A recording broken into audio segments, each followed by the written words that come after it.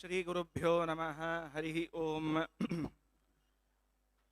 ಜಯತಿ ಹರಿರಚಿಂತ್ಯಃ ಸರ್ವದೇವೈಕವಂದ್ಯಃ ಪರಮಗುರುರಭೀಷ್ಟವಾಪ್ತಿದಃ ಸಜ್ಜನಾನಾಂ ನಿಖಿಲಗುಣಗಣಾರ್ಣೋ ನಿತ್ಯನಿರ್ಮುಕ್ತದೋಷಃ ಸರಸಿಜನಯನೋऽಸೌ ಶ್ರೀಪತಿರ್ಮಾನದೋ ನಃ ಅಶೇಷವಾಗ್ಜಾಡ್ಯಮಲಾಪಹಂತ್ರಿ ನವಂ ನವಂ ಸ್ಪಷ್ಟಸುವಾಕ್ಪ್ರದಾಯಿನಿ ಮಮೇಘ ಜಿಹ್ವಾಗ್ರ ಸುರಂಗ ನರ್ತಕೀ ಭವಪ್ರಸನ್ನ ವದನೆ ಚ ಮೇ ಶ್ರೀಃ ವ್ಯಾಪ್ತಿರ್ಯಸ್ಯ ನಿಜೇ ನಿಜೇನ ಮಹಸಾ ಪಕ್ಷೇ ಸಪಕ್ಷೇ ಸ್ಥಿತಿಃ ವ್ಯಾವೃತ್ತಿಶ್ಚ ವಿಪಕ್ಷತೋಥ ವಿಷಯೇ ಸಕ್ತಿರ್ನ ವೈ ಬಾಧಿತೆ ನೈವಾಸ್ತಿ ಪ್ರತಿಪಕ್ಷಯುಕ್ತಿರತುಲಂ ಶುದ್ಧಂ ಪ್ರಮಾಣಂ ಸಮೇ ಭೂಯಾತ್ ತತ್ವವಿನಿರ್ಣಯಾಯ ಭಗವಾನ್ ಆನಂದತೀರ್ಥೋ ಮುನಿಃ ವಾಣಿತೆ ಕರವಾಣ್ಯಂಬ ಚರಣೌ ಹೃದಿ ಸರ್ವದಾ ಮದ್ವಾಕ್ಯ ಸರಣಿರ್ಭೂಯಾತ್ ಶ್ರೀಮದಾಚಾರ್ಯ ಭಾವಗ ನಮೋಸ್ತು ತಾತ್ವಿಕಾ ದೇವಾಘ ವಿಷ್ಣುಭಕ್ತಿ ಪರಾಯಣಾಘ ಧರ್ಮಮಾರ್ಗೇ ಪ್ರೇರಯಂತು ಭವಂತಃ ಸರ್ವ ಏವ ಹಿ ಯಸ್ಯ ವಾಕ್ ಕಾಮಧೇನುರ್ನಃ ಕಾಮಿತಾರ್ಥಾನ್ ಪ್ರಯಚ್ಛತಿ ಸೇವೇತಂ ಜಯಯೋಗೀಂದ್ರಂ ಕಾಮಬಾಣಚ್ಛಿದಂ ಸದಾ ಅಸ್ಮದ್ಗುರು ಸಮಾರಂಭಾಂ ಟೀಕಾಕೃತ್ಪಾದಮಧ್ಯಗಾಂ ಶ್ರೀಮದಾಚಾರ್ಯ ಪರ್ಯಂತಾಂ ವಂದೇ ಗುರುಪರಂಪರಾಂ ಪೃಥ್ವೀಮಂಡಲ ಮಧ್ಯಸ್ಥಾಃ ಪೂರ್ಣಬೋಧಮತಾನುಗಾಃ ವೈಷ್ಣವಾ ವಿಷ್ಣುಹೃದಯಾಃ ತಾನ್ನಮಸ್ಸೇ ಗುರೂನ್ ಮಮ ಆಪಾದಮೌಳಿಪರ್ಯಂತಂ ಗುರುಣಾಮಾಕೃತಿಂ ಸ್ಮರೇತ ತೇನ ವಿಘ್ನಾಃ ಪ್ರಣಶ್ಯಂತಿ ಸಿದ್ಧ್ಯಂತಿ ಚ ಮನೋರಥಾಃ. ಶ್ರೀ ಗುರುಭ್ಯೋ ನಮಃ. ಹರಿ ಓಂ. ಶ್ರೀಮದ್ ರಾಘವೇಂದ್ರ ಗುರು ಸಾರ್ವಭೌಮರ ಈ ಸಪ್ತಾಹ ಮಹೋತ್ಸವದಲ್ಲಿ ಆದಿಯಲ್ಲಿ ಅವರಿಗೆ ಪಟ್ಟಾಭಿಷೇಕವಾಗಿರುವಂತಹ ದಿವಸವಾಗಿದ್ದರೆ ಕೊನೆಯಲ್ಲಿ ಅವರ ವರ್ಧಂತಿ, ಆದ್ಯಂತಗಳು ಇಷ್ಟು ಮಂಗಳಕರವಾಗಿರುವಂತಹ ಈ ಸಪ್ತಾಹದ ಸಂದರ್ಭದಲ್ಲಿ ಇಲ್ಲಿನ ಉಭಯ ಸಮಿತಿಯವರು ನನಗೆ ಮಹಾಭಾರತದಲ್ಲಿ ಬಂದಿರುವಂತಹ ಒಂದು ವಿಷಯವನ್ನು ಒಂದು ಸ್ವಲ್ಪ ಹೊತ್ತು ಪ್ರವಚನ ಮಾಡಲಿಕ್ಕೆ ಅವಕಾಶ ಮಾಡಿಕೊಟ್ಟಿದ್ದಾರೆ. ಆ ಉಭಯ ಸಮಿತಿಯವರಿಗೆ ಎಲ್ಲರಿಗೂ ಕೂಡ ಧನ್ಯವಾದಗಳನ್ನು ತಿಳಿಸ್ತಾ ಇದ್ದೇನೆ. ಶ್ರವಣಕ್ಕೆ ಕುಳಿತಿರುವಂಥ ನಿಮ್ಮೆಲ್ಲರಿಗೂ ಕೂಡ ಮೊದಲೇನೆ ಒಂದು ಎಚ್ಚರವನ್ನು ಹೇಳಿ ಒಳಗೆ ಪ್ರವೇಶ ಮಾಡ್ತೇನೆ. ಈ ಮಹಾಭಾರತದಲ್ಲಿ ಬರುವಂತಹ ದ್ರೌಪದಿ ದೇವಿಯ ಪಾತ್ರ ಇದು ತುಂಬ ಕ್ಲಿಷ್ಟಕರವಾದದ್ದು. ಮೇಲ್ ನೋಡಲಿಕ್ಕೆ ನಾವು ಅನೇಕ ಬಾರಿ ದ್ರೌಪದಿ ದ್ರೌಪದಿ ಅಂತ ಕರೆದು ಅವಳೇನೋ ಪರಿಚಿತಳು ಅಂತನ್ನುವಂತೆ ಇದ್ರೂ ಕೂಡ ಒಬ್ಬ ಹೆಂಗಸಿಗೆ 5 ಜನ ಗಂಡಂದಿರು ಹೇಗಾಗುವುದು, ಇದು ಶಾಸ್ತ್ರ ವಿರುದ್ಧ ಅಲ್ಲವೇ ಅಂತನ್ನುವ ಪ್ರಶ್ನೆಯನ್ನು ಮಾಡಿಕೊಂಡು ಅದರ ಮೇಲೆ ಎಲ್ಲ ಮಹಾಭಾರತದಲ್ಲಿ ಬಂದಿರುವಂತಹ ಹಾಗೂ ಬೇರೆ ಪುರಾಣಗಳಲ್ಲಿ ಬಂದಿರುವ ಎಲ್ಲ ಅಂಶಗಳನ್ನು ಸೇರಿಸಿಕೊಳ್ತಾ ಹೋದರೆ ಅದರ ಹಿನ್ನೆಲೆ ಆ ದ್ರೌಪದಿಯಾಗಿ ಬರುವಕ್ಕಿಂತ ಮೊದಲು ಏನಿತ್ತು, ಅದರ ಮೊದಲು ಏನಿತ್ತು ಅಂತ ಎಲ್ಲವನ್ನು ಬಿಚ್ತಾ ಹೋಗ್ತಾರೆ ಶ್ರೀಮದ್ ಆಚಾರ್ಯರು ಮಹಾಭಾರತ ತಾತ್ಪರ್ಯದಲ್ಲಿ.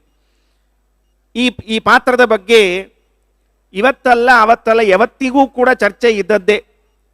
ಮುಂದೆ ಬಂದವರೆಲ್ಲ ಪ್ರತಿ ಬಾರಿ ಅದೇ ಪ್ರಶ್ನೆ ಮಾಡ್ತಾರೆ, ಅದು ಹೇಗೆ ಒಬ್ಬಳು 5 ಜನರನ್ನು ಮಾಡಿಕೊಂಡದ್ದು ಅಂತ. ಹಾಗಿದ್ರೂ ಕೂಡ ದ್ರೌಪದಿ ದೇವಿಯನ್ನು ನಾವು ಎಲ್ಲಿ ಸ್ಮರಣೆ ಮಾಡ್ತೇವೆ ಅಂದರೆ ಪ್ರಾತಃ ಕಾಲದಲ್ಲಿ ಎದ್ದು ಕೂಡಲೇ ಪ್ರಾಯ ಈಗೆಲ್ಲ ಹೊರಟು ಹೋಯಿತು ಅಂತ ಅನ್ನಿಸ್ತದೆ. ಅಹಲ್ಯ ದ್ರೌಪದಿ ಸೀತಾ ತಾರಾ ಮಂಡೋದರಿ ತಥಾ ಪಂಚಕನ್ಯಾ ಸ್ಮರೇ ನಿತ್ಯಂ ಮಹಾಪಾತಕ ನಾಶನಂ ಅನ್ನುವಂತಹ ಮಾತುಗಳೆಲ್ಲ ಹೊರಟು ಹೋಗಿದೆ. ನನಗೆ ಆಶ್ಚರ್ಯ ಆಗುತ್ತೆ. ನಿತ್ಯ ಬೆಳಿಗ್ಗೆ ಈಗ 2 ದಿವಸದಿಂದ ನೋಡ್ತಾ ಇದ್ದೀನಿ, ನಮ್ಮ ಅಪಣಾಚಾರ್ಯರು ಸದಾನಂದ ಶಾಸ್ತ್ರಿಗಳು ಬೆಳಿಗ್ಗೆ ಎದ್ದು ಕೂಡಿಸಿ ಎಲ್ಲರಿಗೂ ಸುಪ್ರಭಾತ ಹೇಳಿಸ್ತಾ ಇದ್ದಾರಲ್ಲ, ಇದು ಬಹಳ ಸಂತೋಷದ ಕೆಲಸ. ಅವರಿಗೆ ಆ ವಯಸ್ಸಿಗೆ ಅವರು ಅಷ್ಟೊತ್ತಿಗೆ ಎದ್ದು ಕೂತು ಇಲ್ಲೆಲ್ಲ ಎಲ್ಲರನ್ನ ಹಿಡ್ಕೊಂಡು ಮಾಡೋದನ್ನೋ ದೊಡ್ಡ ಕೆಲಸ ರೀ. ನಾವು ಪ್ರತಿನಿತ್ಯ ನಮ್ಮ ಮನೆಯಲ್ಲಿ ಮಾಡಬೇಕು ಆ ಕೆಲಸವನ್ನು.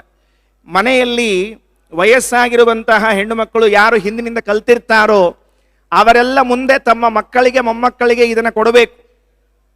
ಕೇವಲ ಸಂಪತ್ತನ್ನು ಕೊಡುವುದಲ್ಲ, ನನ್ನ ಮನೆಯಲ್ಲಿ ಇಂತಹ ಒಂದು ಪಾತ್ರೆ, ಬೆಳ್ಳಿಯ ಪಾತ್ರೆ, ಬಂಗಾರದ ಪಾತ್ರೆಗಳು, ಒಡವೆ ವಸ್ತ್ರಗಳನ್ನು ಕೊಡುವುದಲ್ಲ, ಇದನ್ನೆಲ್ಲ ಕೊಡಬೇಕು. ನಮ್ಮಜ್ಜಿ ಹೇಳ್ಕೊಡೋಳು, ಹಾಸಿಗೆಯಿಂದ ಎದ್ದು ನೆಲಕ್ಕೆ ಕಾಲಿಡುವಾಗ ಸಮುದ್ರ ವಸನೆ ದೇವಿ ಪರ್ವತಸ್ಥ ನಮಂಡಿತೆ ವಿಷ್ಣು ಪತ್ನಿ ನಮಸ್ತುಭ್ಯಂ ಪಾದಸ್ಪರ್ಶಂ ಕ್ಷಮಸ್ವ ಮೇ. ಕಾಲಿಡಬೇಕಾದಾಗ ಒಂದು ಪ್ರಾರ್ಥನೆಯನ್ನ ಮಾಡಿ ಕಾಲಿಡಬೇಕು ಅಂತ. ಯಾರನ್ನ ಸ್ಮರಣೆ ಮಾಡಬೇಕು ಬೆಳಗ್ಗೆ ಎದ್ದು ಅಂದರೆ ಈ 5 ಜನರನ್ನ ಸ್ಮರಣೆ ಮಾಡ್ರಿ ಅಂತ ಹೇಳ್ತಿರ್ಬೇಕು. ಅಹಲ್ಯ, ದ್ರೌಪದಿ. ಈ ದ್ರೌಪದಿ ಇದು ಶಬ್ದ ಬಹಳ ವಿಚಿತ್ರ ಇದೆ ರೀ. ಸಾಮಾನ್ಯವಾಗಿ ಎಲ್ಲರೂ ದ್ರೌಪದಿ ಅಂತ ಶಬ್ದ ಪ್ರಯೋಗ ಮಾಡ್ತಿರ್ತಾರೆ. ಅದು ಪ್ರಯೋಗ ಮಾಡಬಾರದು, ದ್ರೌಪದಿ ಅಂತ ಪ್ರಯೋಗ ಮಾಡಬೇಕು. ಯಾಕೆ? ಸಂಸ್ಕೃತದಲ್ಲಿ ದೃಪದ ರಾಜನ ಮಗಳಾದದ್ದರಿಂದ ಅವಳು ದ್ರೌಪದಿ ಅಂತ ಕರೆಸಿಕೊಳ್ತಾಳೆ. ಹೇಗೆ ಜನಕರಾಜನ ಮಗಳು ಜಾನಕಿ ಅಂತ ಕರೆಸಿಕೊಳ್ಬೇಕೋ ಹಾಗೆ ದೃಪದನ ಮಗಳವಳು, ದೃಪದನ ಮಗಳಲ್ಲ. ಆದ್ರಿಂದ ಅವಳ ಹೆಸರು ಮೂಲತಃ ದ್ರೌಪದಿ. ನಾವು ದ ತಗಳನ್ನೆಲ್ಲ ಒಟ್ಟಿಗೆ ಬಳಸಿಬಿಡ್ತೇವೆ. ದ ತ. ಸುದೈವಕ್ಕೆ ಕನ್ನಡ ಭಾಷೆಯಲ್ಲಿ ಬಳ್ಳಿಗಳಲ್ಲಿ ಎಲ್ಲ ಇದೆ, ತೆಲುಗುದಲ್ಲಿ ಇದೆ, ತಮಿಳುನಾಡಿನಲ್ಲಿ ಬಳ್ಳಿಗಳಲ್ಲಿ 2 ಇರೋದು. ಆ ಇರೋ 2ರಲ್ಲೇನೆ ಎಲ್ಲ ಅಡ್ಜಸ್ಟ್ ಮಾಡಬೇಕು. ಅವರದ್ದು ದೊಡ್ಡ ಶ್ರಮ ಅವರಿಗೆ. ನಿಜವಾಗ್ಲೂ ತಮಿಳು ಭಾಷೆ ಬಹಳ ಶ್ರಮದಾಯಕ, ಇಂಗ್ಲೀಷಿನಂತೆ. ಯಾಕೆಂದ್ರೆ ಅಲ್ಲಿಯೂ ಇರೋ ಸ್ಪೆಲ್ಲಿಂಗ್ಗಳು 4-8 ಇರ್ತಾವ, ಎಲ್ಲನೂ ಅದರಲ್ಲೇ ಹೇಳಬೇಕು. ಹಾಗೆ ಈ ತಮಿಳು ಭಾಷೆಯಲ್ಲಿ ಬರುವಂತಹ ಅಕ್ಷರ ವರ್ಣಮಾಲೆಗಳಲ್ಲಿ 1-2 ಇಲ್ಲ ಅಂದಮೇಲೆ ಕ ಬರೆದ್ರೆ ಅದನ್ನೇ ಗ ಅನ್ಬೇಕು, ಅದನ್ನೇ ಗ ಅನ್ಬೇಕು, ಎಲ್ಲವೂ ಅನ್ಬೇಕು. ಅದು ಸ್ವಲ್ಪ ಸಮಸ್ಯೆ ಅದು. ಹಾಗೆ ಇಲ್ಲಿ ದ್ರೌಪದಿ ಯಾಕೆ ಹೇಳಿಕ್ ಬಂದೆ ಅಂದರೆ ದ್ರೌಪದಿ ಅಂತ ಉಚ್ಚಾರಣೆ ಮಾಡಬೇಕೆ ಹೊರತಾಗಿ ದ್ರೌಪದಿ ಅಂತ ಉಚ್ಚಾರಣೆ ಮಾಡುವ ಹಾಗಿಲ್ಲ. ಅದು ಅಶಾಸ್ತ್ರೀಯವಾದದ್ದು, ಅದು ಹಾಗೆ ಪ್ರಯೋಗ ಇಲ್ಲ.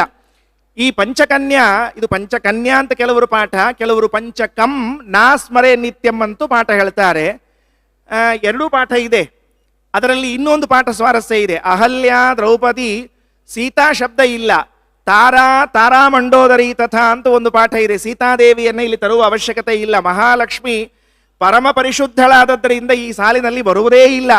ಇಲ್ಲಿ ಬಂದಿರುವ ವಿಷಯ ಏನು ಅಂತ ಕೇಳಿದ್ರೆ, ಎಷ್ಟೆಲ್ಲ ಸಮಸ್ಯೆಗಳು ಬಂದಿದ್ರೂ ಕೂಡ ಆ ಹೆಣ್ಣು ಮಕ್ಕಳು, ಆ ಹೆಂಗಸರು ತಮ್ಮ ಮಾನವನ್ನ ತಾವು ರಕ್ಷಣೆ ಮಾಡಿಕೊಂಡ್ರು ಅನ್ನುವುದಷ್ಟೇ ಮುಖ್ಯವಾದದ್ದಾದ್ದರಿಂದ ಅವರ ಹೆಸರಿನಲ್ಲಿ ಅಹಲ್ಯ ಆದ ಮೇಲೆ ಬರುವಂಥವಳು ದ್ರೌಪದಿ. ತಾರಾ, ತಾರಾ ಮಂಡೋದರಿ ತಥಾ ಅಂತ ಕರೀತಾರೆ. ಅದರಲ್ಲಿ 2ನೇ ಹೆಸರು ಬರುವಂತಹದ್ದೇ ದ್ರೌಪದಿ ಅಂತ. ಇವಳ ಹುಟ್ಟು ಹೇಗಾಯಿತು, ಇವಳ 5 ಜನರನ್ನ ಹೇಗೆ ಮಾಡಿಕೊಂಡ್ಲು, ಇದು ಕೊಟ್ಟಿರುವಂತಹ ಸಬ್ಜೆಕ್ಟು. ಒಬ್ಬ ಕನ್ಯೆ 5ವರ ಮನದನ್ನೆ ಅಂತ. ಅದು ಪ್ರಾಸ ಚೆನ್ನಾಗಿ ಕೂಡಿಸಿದ್ದಾರೆ. ಪರಿಮಳಾಚಾರ್ಯಗೆ ಥ್ಯಾಂಕ್ಸ್ ಹೇಳ್ಬೇಕು ಮೊದಲು ಇವಾಗ. ಯಾಕೆ ಅಂದರೆ ಅದನ್ನು ಕೂಡಿಸಿಕೊಟ್ರಲ್ಲ, ಒಬ್ಬ ಕನ್ಯೆ 5ವಳ ಮನದನ್ನೆ ಅಂತ ಹೇಳಿ. ಹಾಗಾಗಿ 5 ಜನರನ್ನ ಮಾಡಿಕೊಂಡದ್ದು ನಿಜವಾಗ್ಲೂ. ನಾನು ಒಬ್ರು ಬೇರೆ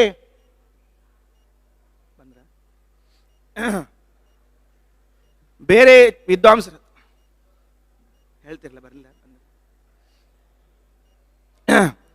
ಬಂದ ಸರಿ.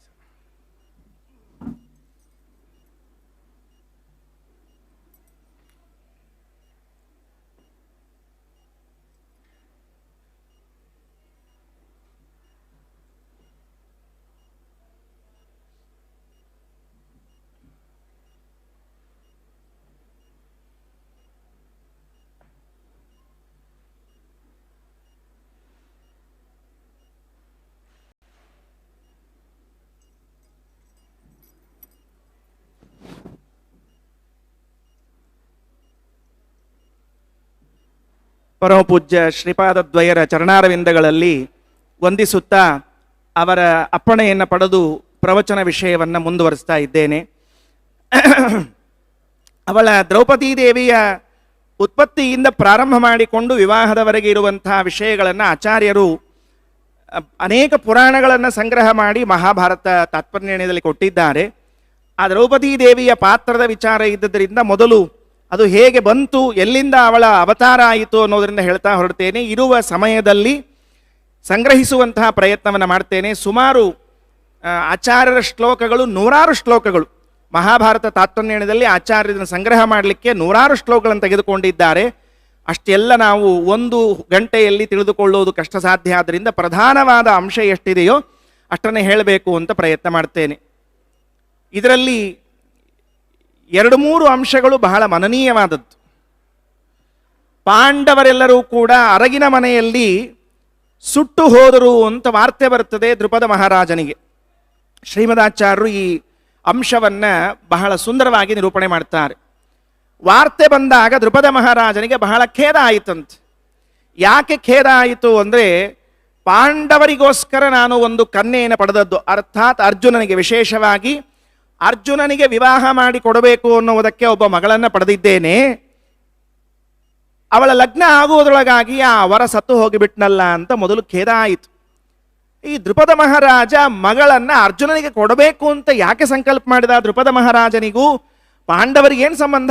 ಇದು ಪಾಂಚಾಲ ದೇಶ, ಅದು ಹಸ್ತಿನಾಪುರ, ಅದು ಒಂದು ದೇಶ, ಇದೊಂದು ದೇಶ, ಇವರಿಗೆ ಏನು ಸಂಬಂಧ ಅಂತಂದ್ರೆ ಮಹಾಭಾರತ ಒಂದು ಕಥೆ ಎಳೆಯನ್ನು ಬಿಡುತ್ತದೆ. ನಿಜವಾಗ್ಲೂ ಆಶ್ಚರ್ಯ ಆಗ್ತದೆ. ಲಕ್ಷ ಶ್ಲೋಕದ ಮಹಾಭಾರತವನ್ನು ಬರೆದಿರುವ ವೇದವ್ಯಾಸ ದೇವರು ಒಂದು ಅಂಶವನ್ನ ಮಿಸ್ ಮಾಡೋದಿಲ್ಲ. ಒಂದು ಅಂಶ, ಯಾವುದೋ ಒಂದು ಸಣ್ಣ ಅಂಶವನ್ನು ಬಿಟ್ಟು ಹೋದ್ರೆ ನಡೀತದಲ್ಲ ಅಂದ್ರೆ ಬಿಡೋದಿಲ್ಲ. ಪ್ರತಿಯೊಂದನ್ನು ಹೇಳಿ ತೋರಿಸ್ತಾರೆ. ದ್ರೋಣಾಚಾರ್ಯರ ಬಳಿಗೆ ಅಧ್ಯಯನ ಆಯ್ತಂತೆ, ಎಲ್ಲ ಕೌರವರು ಪಾಂಡವರದೆಲ್ಲ. ಅಧ್ಯಯನ ಮುಗಿದ ಮೇಲೆ ಗುರುಗಳು ಕೇಳಿದ್ರಂತೆ. ಏನು ಕೇಳಿದ್ರು? ದಕ್ಷಿಣೆ ಕೊಡಬೇಕಲ್ಲ ಅಂದ್ರಂತೆ. ಇದೊಂದು ಸಂಪ್ರದಾಯ ಹಿಂದಕ್ಕೆಲ್ಲ, ಇವತ್ತೆಲ್ಲ ಬೇರೆ ಸಂಪ್ರದಾಯ ಚೇಂಜ್ ಆಗಿದೆ. ಇವಾಗ ಗುರುಗಳಲ್ಲಿ ಅಧ್ಯಯನ ಮಾಡಿದ ಮೇಲೆ ಗುರುದಕ್ಷಿಣೆಯನ್ನು ಕೊಟ್ಟು ಹೋಗಬೇಕು ಅಂತ ಒಂದು ನಿಯಮ. ವೇದ ಮನೋಚ್ಚಾಚಾರ್ಯೋಂತೆ ವಾಸಿನ ಮನುಷಾಸ್ತಿ ಸತ್ಯಂ ವದ ಧರ್ಮ ಆಚಾರ್ಯಾಯ ಪ್ರಿಯಂ ಧನಮಾಹೃತ್ಯ ಪ್ರಜಾತಂತು ಮಾ ವ್ಯವಚ್ಛೇತ್ಸೀಹಿ. ತೈತ್ರಿಯ ಉಪನಿಷತ್ನಲ್ಲಿ ಹೇಳುವಾಗ ಅಧ್ಯಯನ ಮಾಡಿ ಹೊರಡುವಾಗ ಆಚಾರ್ಯಾಯ ಪ್ರಿಯಂ ಧನಂ ಆಹೃತ್ಯ, ಗುರುಗಳಿಗೆ ಬೇಕಾದ ದಕ್ಷಿಣೆಯನ್ನ ಕೊಟ್ಟು ಅನಂತರದಲ್ಲಿ ವಿವಾಹವನ್ನು ಮಾಡಿಕೊಳ್ಬೇಕು ಅಂತಿದೆ. ನನ್ನ ಹತ್ರ ನೀವೆಲ್ಲ ಅಧ್ಯಯನ ಮಾಡಿದ್ದೀರಿ, ಯಾವ ದಕ್ಷಿಣೆಯನ್ನು ಕೊಡ್ತೀರಿ ಅಂತ ಕೇಳಿದ್ರಂತೆ. ಕೌರವರು ಪಾಂಡವರಿಬ್ಬರು, ನೀವು ಏನು ಕೇಳ್ತೀರಿ ಅದನ್ನು ಕೊಡ್ತೇವೆ ಅಂತ ಹೇಳಿಬಿಟ್ರು. ಆಗ ದ್ರೋಣಾಚಾರ್ಯ ಹೇಳ್ತಾರೆ, ದೃಪದ ರಾಜನನ್ನ ಬಂಧಿಸಿ ತಂದು ನನ್ನ ಕಾಲ ಬಳಿ ಹಾಕುವುದೇ ನೀವು ಕೊಡುವ ದಕ್ಷಿಣೆ ಅಂತ. ಸರಿ ಅಂತ ಹೇಳಿ ಕೌರವರು, ಪಾಪ ಈ ದುರ್ಯೋಧನ ಎಲ್ಲದಕ್ಕೂ ಮುಂದೆ ಹೋಗ್ತಿದ್ದರಿ, ನಾನು ಮೊದಲು ಅಂತ. ಈ ಕೆಲವರೆಲ್ಲ ವಿಚಿತ್ರರಿ, ಏನೇ ಕಾರ್ಯಕ್ರಮ ಇದ್ರು ತಾವು ಮುಂದು ಅಂತ ಹೋಗ್ತಿರ್ತಾರೆ. ಅವ್ರ ಕಡೆಯಿಂದ ಏನೂ ಆಗ್ತಿರೋದಿಲ್ಲ. ಮತ್ತೆ ನೋಡಿದ್ರೆ ಅವ್ರ ಕಡೆಯಿಂದ ಏನೂ ಆಗೋದಿಲ್ಲ, ಮುಂದೆ ಮಾತ್ರ ಇರ್ತಾರೆ. ಹಾಗೆ ದುರ್ಯೋಧನ ಅಂದ, ನಾನು ಹೋಗಿ ಬರ್ತೇನೆ, ನಾನು ಶಕುನಿ, ದುಶ್ಯಾಸನ, ಕರ್ಣ ಇವ್ರನ್ನೆಲ್ಲ ಕರೆದುಕೊಂಡು ಹೋಗಿ ದೃಪದನನ್ನ ಕಟ್ಟಿ ತಂದು ಹಾಕ್ತೇನೆ ಅಂತ ಹೇಳಿದ. ಭೀಮಸೇನ ದೇವರು ನಿಂತಿದ್ರಲ್ಲ, ಸರ್ವಜ್ಞ ಶಿರೋಮಣಿಗಳು ಭೀಮಸೇನ ದೇವರು. ಎಷ್ಟು ವಿಚಿತ್ರ ಅಂತ ಕೇಳಿದ್ರೆ ಒಂದು ಮಾತಂತಾರೆ, ಏನಿಲ್ಲ ದ್ರೋಣಾಚಾರ್ಯ ಅವ್ರು ಹೋಗ್ಲಿ, ಅವರು ಹೋದ ಮೇಲೆ ಅವರ ಕಡೆಯಲ್ಲಿ ದೃಪದ ರಾಜನನ್ನ ಕಟ್ಟಿ ತರ್ಲಿಕ್ಕೆ ಆಗೋದಿಲ್ಲ, ನಾನೇ ಹೋಗಿ ಕಟ್ಟಿ ತರ್ತೇನೆ ಅಂತ ಹೇಳ್ತಾರೆ. ಎಷ್ಟು ಸರ್ವಜ್ಞತ್ವ ಹೇಗಿದೆ ಭೀಮಸೇನ ದೇವರಿಗೆ ಅಂದ್ರೆ, ಅವರ ಕಡೆಯಿಂದ ದೃಪದ ರಾಜನನ್ನ ಕಟ್ಟಿ ತರ್ಲಿಕ್ಕೆ ಆಗೋದಿಲ್ಲ, ನಾನು ಅರ್ಜುನ ಹೋಗಿಯೇ ತರ್ತೇವೆ ಅಂತ ಮೊದಲೇ ಭವಿಷ್ಯ ನುಡಿತಾರೆ. ಆಯಿತು ಅಂತ ಈ ದುರ್ಯೋಧನಾದಿಗಳೆಲ್ಲ ಹೋಗಿ ದೃಪದನಿಂದ ಪರಾಜಿತರಾಗಿ ಬರ್ತಾರೆ. ಕಥೆ ಬಹಳ ದೊಡ್ಡದಿದೆ, ಅದರಿಂದ ಮೊಟಕುಗೊಳಿಸಿ ಮುಂದೆ ಹೊರಟಿದ್ದೇನೆ. ಬಂದ ಮೇಲೆ ಹೋಗಿ ಭೀಮ ಅರ್ಜುನರು ಇಬ್ಬರೂ ಹೋಗ್ತಾ ಇದ್ದಾರೆ. ಯುದ್ಧ ಮಾಡ್ತಾ ಇರುವಾಗ ಭೀಮಸೇನ ದೇವರು ಸುಮ್ಮನೆ ಅರ್ಜುನನ ಬಾಯಿಯಿಂದ ಯಾವ ಮಾತು ಬರಬೇಕೋ ಆ ಮಾತು ಬರುವುದಕ್ಕೊಂದು ಸೀನ್ ಕ್ರಿಯೇಟ್ ಮಾಡ್ತಾರೆ. ಭೀಮಸೇನ ದೇವರ ವ್ಯವಸ್ಥೆ ಎಷ್ಟು ಚೆನ್ನಾಗಿದೆ ಅಂದರೆ, ತಮಗಿಂತಲೂ ಕೆಳಗಿನ ಕಕ್ಷೆಯಲ್ಲಿ ಬರುವ ಇಂದ್ರದೇವರ ಅವತಾರಿಗಳಾದ ಅರ್ಜುನ ಒಂದು ಮಾತು ನುಡಿಬೇಕಾದ್ರೆ ಅದಕ್ಕೆ ಹಿಂದೆ ಚೋದಯಿತ್ರಿ ಸೂನೃತಾನಾಮ ಇವರು ಪ್ರೇರಣೆ ಮಾಡಬೇಕಲ್ಲ. ಎಷ್ಟು ಚೆಂದಾಗಿ ಪ್ರೇರಣೆ ಮಾಡ್ತಾರೆ ಅಂದರೆ, ದೃಪದನ ಸೈನ್ಯವನ್ನ ಹಿಡಿದು ಸುಮ್ಮನೆ ಹೊಡಿತಾರೆ. ಹೊಡೆದು ಕೂಡಲೇ ಪಾಪ ಅರ್ಜುನನ ಬಾಯಿಂದ ಒಂದು ಬರ್ತದೆ, ಮೃದುವಾದ ಮನಸ್ಸು ಅರ್ಜುನಂದು. ಅಣ್ಣ, ನಮಗವ್ರು ಶತ್ರುಗಳಲ್ಲ, ದೃಪದ ರಾಜ ನಮಗೆ ಶತ್ರು ಅಲ್ಲ, ಅವರು ನಮಗೆ ಸಂಬಂಧಿ ಯೋಗ್ಯ, ನಾವು ಸಂಬಂಧವನ್ನು ಬೆಳೆಸಬೇಕಾದವರು ಅವರ ಜೊತೆಗೆ. ನಮಗೂ ಅವರಿಗೂ ಏನಾದರೂ ಒಂದು ಸಂಬಂಧ ಉಂಟಾದರೆ ಬಹಳ ಚೆನ್ನಾಗಿರ್ತದೆ. ವಿನಾಕಾರಣವಾಗಿ ಅವರಿಗಾಗಲಿ ಅವರ ಸೈನ್ಯಕ್ಕಾಗಲಿ ಹಾನಿ ಮಾಡಬೇಡ ಅಂತ ಹೇಳ್ಬಿಡ್ತಾರೆ. ನೋಡ್ರಿ, ಆ ಶಬ್ದ ದೃಪದನ ಮನಸ್ಸಲ್ಲಿ ಉಳಿದ್ಬಿಡ್ತದೆ. ಸಂಬಂಧ ಯೋಗ್ಯ ನಸ್ತಾತ. ಅಣ್ಣ, ಅವರು ಶತ್ರುಗಳಲ್ಲ, ನಮ್ಮ ಜೊತೆಗೆ ಸಂಬಂಧ ಬೆಳೆಸಬೇಕಾದವರು ಅನ್ನಲ್ಲ ಅರ್ಜುನ ಅಂತ ಮನಸ್ಸಿನಲ್ಲಿ ಇಟ್ಟುಕೊಂಡು ಆಮೇಲೆ ಆ ದ್ರೋಣಾಚಾರ್ಯರು ಕಟ್ಟಿ ಹಾಕ್ತಾರೆ. ಎಲ್ಲ ಕಥೆ ಮುಗಿತದೆ, ಮನೆಗೆ ಬರ್ತದೆ. ದಿವಾನಿಶಂ ತಪ್ಯಮಾನಃ. ಹಗಲು ರಾತ್ರಿ ಅವನಿಗೆ ಏನಾಗ್ತದೆ ಅಂದರೆ, ಹೇಗಾದರೂ ಮಾಡಿ ದ್ರೋಣಾಚಾರ್ಯರಿಗೆ ಪಾಠ ಕಲಿಸ್ಬೇಕು. ಯಾರ ಕಡೆಯಿಂದ ಪಾಠ ಕಲಿಸ್ಬೇಕು? ಯಾವ ಭೀಮ ಮತ್ತು ಅರ್ಜುನನನ್ನು ಇಟ್ಟುಕೊಂಡು ಅವರು ನನ್ನನ್ನು ಬಂಧಿಸಿದ್ದಾರಲ್ಲ ಅವನನ್ನೇ ಮುಂದೆ ಇಟ್ಟು ಅವರಿಗೆ ಪಾಠ ಕಲಿಸ್ಬೇಕು. ಹಾಗಾದ್ರೆ ಭೀಮಾರ್ಜುನನ್ನ ನನ್ನ ಪಕ್ಷಕ್ಕೆ ಕರ್ಕೊಳ್ಬೇಕು ಅಂದ್ರೆ ಏನ್ ಮಾಡಬೇಕು? ವಿಚಾರ ಮಾಡಿದ. ಅರ್ಜುನ ಹೇಳಿದ್ನೆಲ್ಲ ಸಂಬಂಧ ಬೆಳೆಸಬೇಕು ಅಂತ. ಹಾಗಾದ್ರೆ ಒಂದು ಕೆಲಸ ಮಾಡ್ತೀನಿ, ನಾನು ಅರ್ಜುನನಿಗೆ ಒಂದು ಕನ್ಯಾದಾನ ಮಾಡ್ತೀನಿ ಅಂತ ಸಂಕಲ್ಪ ಮಾಡಿದ್ದಂತೆ. ಕನ್ಯಾದಾನ ಮಾಡ್ತೀನಿ ಅಂದ್ರೆ ಸಂಕಲ್ಪ ಮಾಡ್ಲಿಕ್ಕೆ ಏನು ದೊಡ್ಡದಿಲ್ಲ. ಸಂಬಂಧಿ ತ್ಯರ್ಜುನ ವಚಃ ಚಿಕೀರ್ಷು ಸತ್ಯಮೇವಚ ಮಾರ್ಧವಂಚ ಅರ್ಜುನೇ ದೃಷ್ಟ ಸುತಾಮೈಚ್ಛ ತದರ್ಥತಃ. ಕನ್ಯಾದಾನ ಮಾಡಿ ಕೊಡೋದು ಅಂದ್ರೆ ಏನು? ಕನ್ಯಾ ಮನೆಯಲ್ಲಿ ಇದ್ದಾಳೆ, ಅವಳನ್ನು ದಾನ ಮಾಡಿ ಕೊಡಬೇಕು. ಮನೆಯಲ್ಲಿ ಕನ್ಯೆ ಇಲ್ಲ. ದೃಪದ ಮಹಾರಾಜನಿಗೆ ಕೇವಲ ಗಂಡು ಮಕ್ಕಳು, ಹೆಣ್ಣು ಮಕ್ಕಳೇ ಇಲ್ಲ. ಮತ್ತೆ ಕನ್ಯಾದಾನ ಮಾಡಿಕೊಡ್ತೀನಿ ಅಂತ ಹೇಗೆ ಹೇಳಿದ್ದು? ಅವತ್ತು ಪ್ರಯತ್ನ ಶುರುವಾಯಿತಂತೆ ದೃಪದ ರಾಜನದು. ಅರ್ಜುನಿಗೋಸ್ಕರ ಒಂದು ಕನ್ಯೆಯನ್ನ ಪಡಿಬೇಕು ಅಂತ ಪ್ರಾರಂಭ. ಅಲ್ರಿ, ಅರ್ಜುನನಿಗೋಸ್ಕರ ಈಗ ಕನ್ಯಾ ಪಡೆದ್ರೆ ಈಗ ಹುಡ್ತಾಳೆ ಅಂತ ಇಟ್ಕೊಳ್ರಿ. ಅವನೇನೋ ಪ್ರಯತ್ನ ಮಾಡಿದ, ಹುಟ್ಟಿದ್ಲು ಅಂತ ಇಟ್ಕೊಳ್ರಿ. ಅರ್ಜುನನಿಗಿರೋ ವಯಸ್ಸು ಎಷ್ಟು, ಈಗ ಹುಟ್ಟಿದ ಕನ್ಯೆಯ ವಯಸ್ಸು ಎಷ್ಟು? ಇವರಿಗೂ ಅವರಿಗೂ ವಿವಾಹ ಮಾಡಲಿಕ್ಕೆ ಬರ್ತದ? ನೋಡಿ, ಲೋಕದಲ್ಲಿ ವಿವಾಹದ ಅಂತರ ಒಂದು ವ್ಯವಸ್ಥೆ ಇದೆ. ಪುರುಷರಿಗೂ ಸ್ತ್ರೀಯರಿಗೂ ಒಂದಿಷ್ಟು ವಯಸ್ಸಿನ ಅಂತರ ಇರಬೇಕು ಅಂತ ಒಂದು ವ್ಯವಸ್ಥೆ ಇದೆ. ಅಷ್ಟಿದ್ರೆ ಹೇಗೋ ಕೊಡಬಹುದು. 20-30 ವರ್ಷದ ಅಂತರ ಇದ್ರೆ ಯಾರು ಮಾಡಿಕೊಳ್ಳಿಕ್ಕೆ ತಯಾರಾಗ್ತಾರೆ? ಇವತ್ತು ಹೇಳ್ಬಿಡ್ತಾರೆ, ವಿವಾಹ ಮಾಡಿಕೊಳ್ಳುವಾಗ ಹೇಳ್ತಾರೆ, ನಮ್ಮ ಹತ್ರ ಬರೋದು, ಆಚಾರ್ಯ ಬಹಳ ಅಂತರ ನೋಡ್ಲಿಕ್ಕೆ ಹೋಗ್ಬೇಡ್ರಿ, 1 ವರ್ಷ 2 ವರ್ಷ ಗ್ಯಾಪ್ ಇದ್ರೆ ಸಾಕು ಅಷ್ಟೇ, ಅದಕ್ಕೂ ಹೆಚ್ಚು ಹೇಳ್ಬೇಡ್ರಿ. ನಮ್ಮ ಅಪ್ಪ ಅಜ್ಜನ ಕಾಲದಲ್ಲೆಲ್ಲ 10 ವರ್ಷ 12 ವರ್ಷ ಇದ್ದವ್ರು ಮದುವೆ ಮಾಡ್ಕೊಂಡಿದ್ರೆ ಈಗ ಇಲ್ಲರಿ, 1 ವರ್ಷ ಸಾಕು, ಬಹಳ ಬೇಡ, ಆಗೋದಿಲ್ಲ, ಮೊದಲಿನಂತೆ ಒಪ್ಪೋದಿಲ್ಲ ಅಂತ. ಈ ನೀವು 30 ವರ್ಷ 40 ವರ್ಷ ಅಂತರ ಇದ್ದು ವಿವಾಹ ಮಾಡಿ ಕೊಡ್ಲಿಕ್ಕೆ ಹೇಗೆ ಸಾಧ್ಯ ಆಗ್ತದೆ? ಎಲ್ಲದಕ್ಕೂ ಶ್ರೀಮದಾಚಾರ್ಯರು ಬಹಳ ಸರಳವಾಗಿ ಸುಂದರವಾಗಿ ಉತ್ತರವನ್ನು ಕೊಡ್ತಾರೆ. ಅವನ ಅಪೇಕ್ಷೆ ಪಟ್ಟ, ಅವನು ಅನ್ಕೊಂಡಿದ್ದ, ದೃಪದ ಅನ್ಕೊಂಡ, ಅರ್ಜುನನಂಥ ವ್ಯಕ್ತಿಗೆ ಹೆಂಡತಿಯಾಗಿ ಬರಬೇಕಾದರೆ ಅವಳು ಸಾಮಾನ್ಯ ತಪಸ್ಸಿನ ಫಲದಿಂದ ಬರುವುದಿಲ್ಲ.